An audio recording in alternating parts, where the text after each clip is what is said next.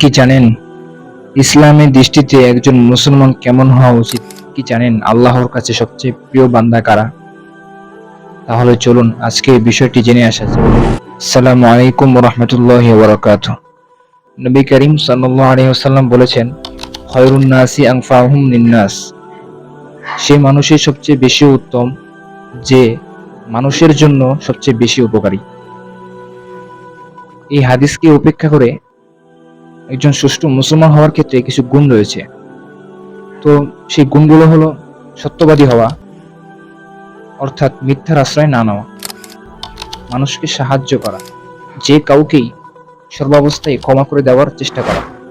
সর্বশেষ একজন সুষ্ঠু মুসলমান হওয়ার ক্ষেত্রে যে গুণটি রয়েছে সেটি হলো সকলের সাথে সদ্ব্যবহার করা।